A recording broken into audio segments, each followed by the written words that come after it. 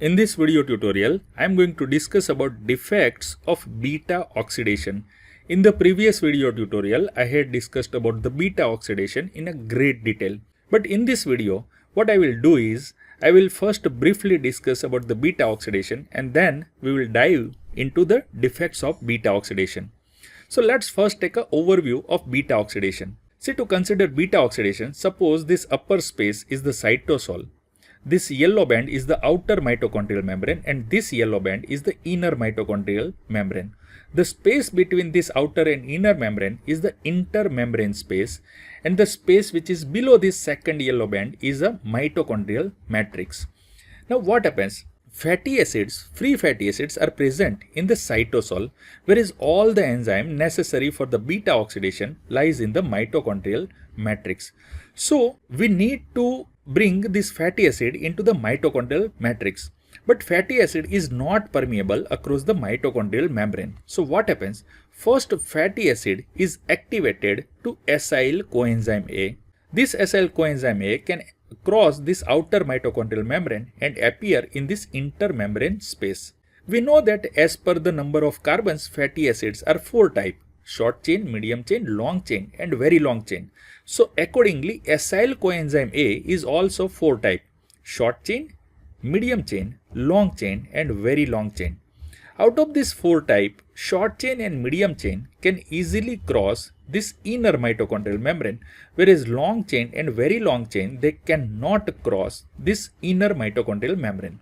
So what happens? This long chain and very long chain acyl coenzyme A binds with this carnitine and forms acyl carnitine. This acyl carnitine can cross inner mitochondrial membrane with the help of translocase and reach into this mitochondrial. Now this acyl carnitine undergoes a reverse reaction and gets or give rise to acyl coenzyme A, and carnitine separates. This carnitine will be reutilized for the new long chain or very long chain acyl coenzyme A. So remember, long chain and very long chain enters the mitochondrial matrix with the help of carnitine, whereas short chain and medium chain acyl coenzyme A directly enters the mitochondrial matrix. But anyway, all the acyl coenzyme A accumulates inside the mitochondrial matrix. Now here we have all the beta oxidation enzyme and it is a 4-step process. So at the end of 4 steps of beta oxidation, acyl coenzyme A gets converted to acetyl coenzyme A, which is of a 2-carbon compound, and acyl coenzyme A, which has 2 carbon less than the original acyl coenzyme A, because 2-carbon compound acetyl coenzyme A is separated. So this is a process of beta oxidation. Now if you see carefully, beta oxidation is generating FADH2 and NADH. Both can pass through the electron transport chain and give rise to ATP. So the first very important purpose is to give rise to ATP. And by the way, acetyl coenzyme A can also undergo Krebs cycle to generate more ATP. Actually, beta oxidation is a massive source of the ATP. The second important aspect is this molecule, that is acetyl coenzyme A. So acetyl coenzyme A. Why acetyl coenzyme A is so important? Of course, it generates ATP, but it has several other roles also. See, acetyl coenzyme A activates another enzyme, that is pyruvate carboxylase.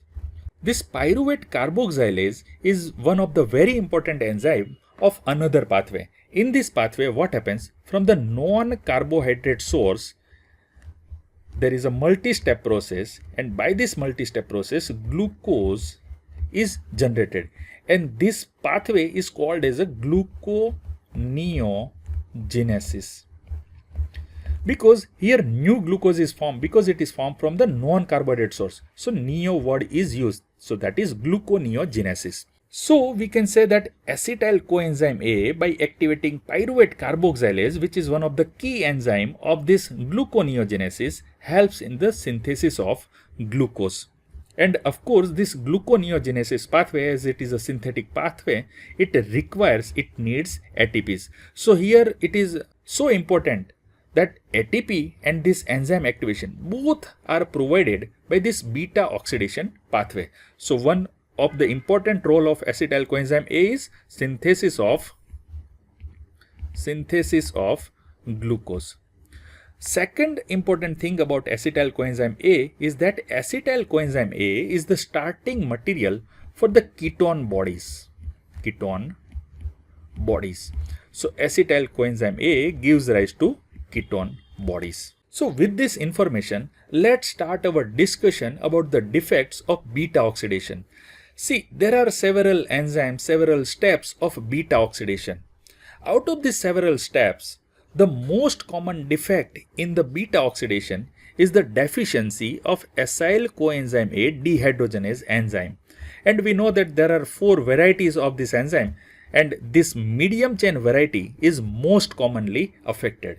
So the first disorder that we need to discuss is the medium chain acyl coenzyme A dehydrogenase deficiency. So let's write that. So first disorder is the medium chain acyl coenzyme A dehydrogenase deficiency. Remember, this medium chain acyl-CoA dehydrogenase, it is often abbreviated as MCAD. This is the short form of the name of enzyme. As I told you earlier that this medium chain acyl coenzyme A dehydrogenase deficiency is the most common beta oxidation defect. Remember, beta oxidation defect themselves are very rare. But if we consider only beta oxidation, then this enzyme deficiency is the most common. Generally, it is estimated that one live birth out of 10,000 to 20,000 live births are affected by this disorder. So, in that case, it is rare, right? And the mode of inheritance is the autosomal recessive. Now, let's see what will happen in this disease. See, as this enzyme is not there, its deficiency is there, so this reaction is not possible. And if this is not possible, then it is obvious that entire beta oxidation is not occurring, right? So in this case, what will happen? There is a decrease in the beta oxidation. Less of the beta oxidation is occurring. And as earlier discussed, beta oxidation is important for 2 very important things. First one is acetyl coenzyme A and second one is this ATP. So if beta oxidation is not proper, then what will happen? There will be decreased acetyl coenzyme A level as well as there will be a decreased level of ATPs. Now see what will happen if the ATPs are decreased. For that we need to understand one very important thing. See, when we take a food, so that food major part is carbohydrate. So from that food we get a glucose. So immediately after taking food, glucose will be there to supply ATP. So at that time beta oxidation is not required. But what will happen after 3 to 4 hours when all the glucose from the food is utilized? So at that time for the ATP production, beta oxidation will be required. So in case of fasting, fatty acids are required because by the beta oxidation they will supply ATP. But in this case beta oxidation itself is defective. So here fatty acid will not be available to supply ATP. So during fasting time also glucose will be utilized for the ATP production. And because of this overutilization of glucose, what will happen? Blood glucose level will be decreased and that condition is called as a hypoglycemia.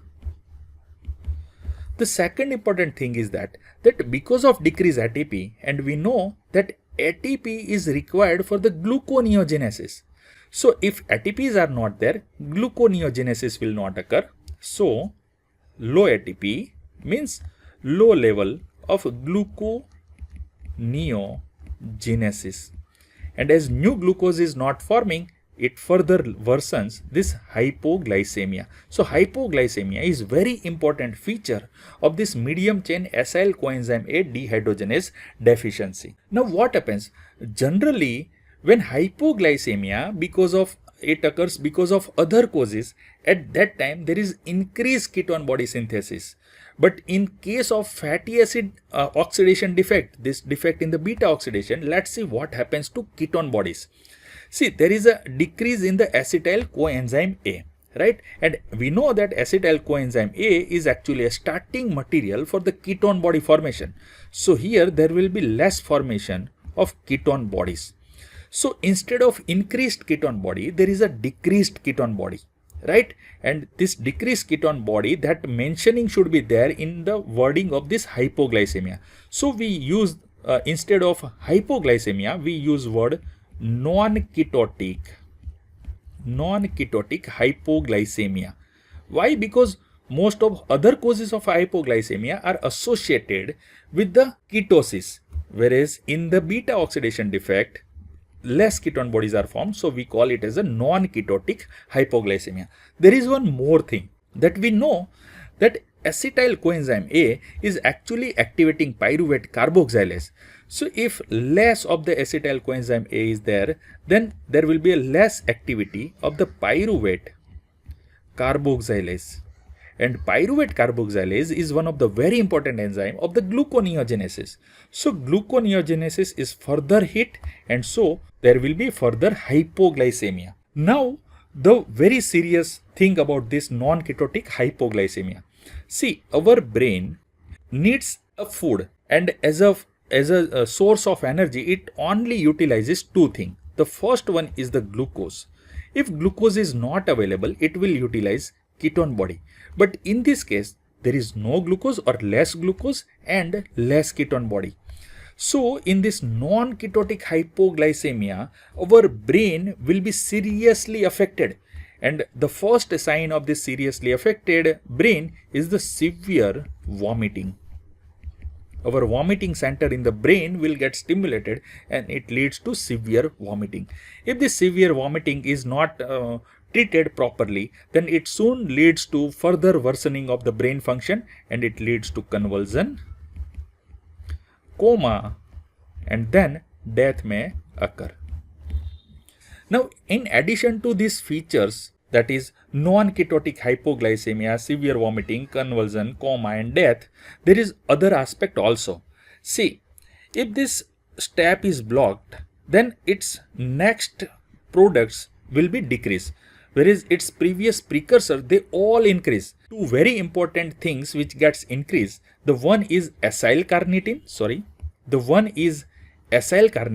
and second one is the fatty acid, and especially a medium chain fatty acid. So in this case, we will observe two things. The first thing is that there will be accumulation of acyl-carnitine, and there will be accumulation of a medium chain fatty acid. Let's see what will happen one by one. See, if acyl-carnitine is accumulated, then what will happen? This carnitine molecule is actually limited amount in our body, and all the free carnitine is now accumulated inside this acyl-carnitine. So there will be a functional carnitine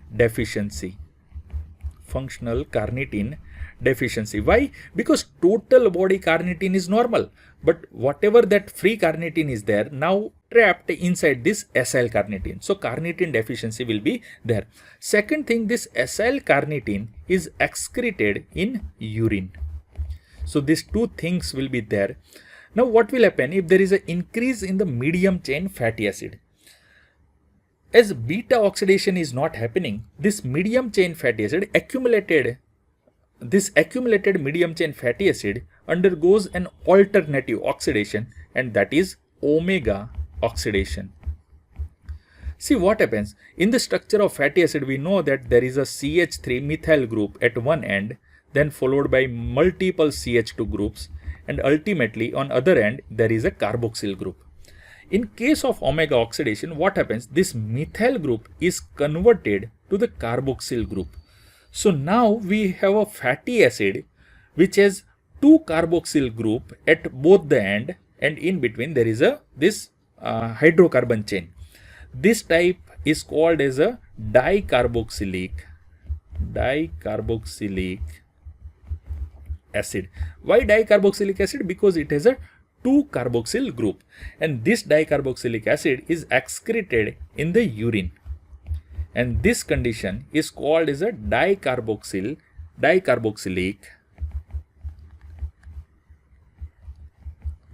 aciduria. So these all things are seen: non-ketotic hypoglycemia, carnitine deficiency, acyl-carnitine in urine, then dicarboxylic aciduria, and symptoms will be severe vomiting, convulsion, coma, and death. All occurs in the medium-chain acyl coenzyme A dehydrogenase deficiency. Now, one very important thing, that these all signs and symptoms, they are not continuously present in the patient, rather it present in the episodic manner. Why episodic? See, when the proper food is taken, at that time glucose is provided by this meal, right? So till glucose is present for the ATP generation, no any signs and symptoms develop. But as soon as that glucose is utilized, that means in the fasting stage, when properly glucose is not available, and during the fasting time actually beta oxidation is required.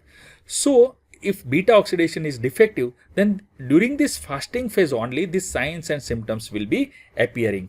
So this disorder is actually episodic and it mainly appears in the fasting. Now there is one thing in case of newborns. See what happens in the newborns. Newborns or infants, they are generally getting frequent feeding from the mother during the daytime. But what happens in the night time, the frequency of the feeding is less. So there are more chance that fasting condition develops during the night time in the newborn. And we know that in the fasting condition, if these newborns are deficient in medium-chain acyl coenzyme A dehydrogenase deficiency, then during this fasting condition, there will be non-ketotic hypoglycemia and convulsion, coma, and death might occur.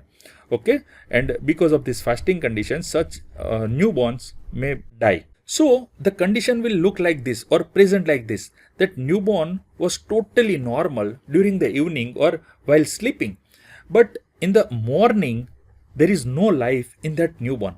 This condition is called as a sudden infant death syndrome or SIDS. Actually, there are multiple different causes for the sudden infant death syndrome. It is believed that approximately 2 to 5% of cases of sudden infant death syndrome are because of this enzyme deficiency, that is medium-chain acyl coenzyme A dehydrogenase deficiency. Now, what should be the treatment of this condition? We know that this condition is precipitated during the fasting. So the first advice to the patient is avoid fasting. And how fasting will be avoided? It will be avoided by giving a frequent meal. And this meal should be low fat containing. And if there is a low fat, then there will be less chance of fat accumulation. And there should be high carbohydrate content, so that for the longer period of time, this high carbohydrate diet can provide glucose. Now, if this patient presents during acute episodic condition, so at that time glucose should be given. But we know that in this case there is a severe vomiting, so oral glucose cannot be given. Instead, glucose should be given by the intravenous route. Now let's discuss a second defect of beta oxidation, and the name of the defect is Jamaican vomiting sickness. Jamaican vomiting sickness. See what happens in Jamaica and parts of West Africa. There occurs one fruit which is called as a ackee fruit. This ackee fruit, when it is ripe, it is good. It is tasty and nutritious, and actually this ackee fruit is a national fruit of Jamaica. But in unripe ackee fruit, it is considered as a toxin. Why? Because unripe ackee fruit contains one very important toxin that is called as a hypoglycine. See, hypoglycine, what does it do? Hypoglycine inhibits this acyl coenzyme A dehydrogenase. This is the same enzyme which we discussed previously in this first disorder.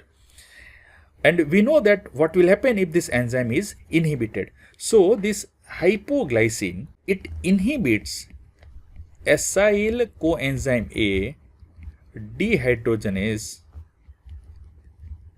enzyme. And because this enzyme is now not working because of hypoglycine, we know what will happen. There will be hypoglycemia, there will be severe vomiting, And if dose of this toxin is higher, then it may lead to convulsion, coma, or death. Typical history of the patient is that unripe fruit is ingested. Then after approximately 2 to 6 hours, there is sudden and severe vomiting. And this vomiting, if it is not treated in due time, it may lead to convulsion, coma, and then it may lead to death also. So unripe fruit, unripe achy fruit is very dangerous. Here also treatment will be same, that glucose should be given so that ATP need can be met. So this completes our discussion about the defects of beta oxidation. In the next video tutorial, I will talk about the carnitine deficiency. I hope that all the concepts are clear. If you have any query or confusion, please write it down in the comment section below. Thank you.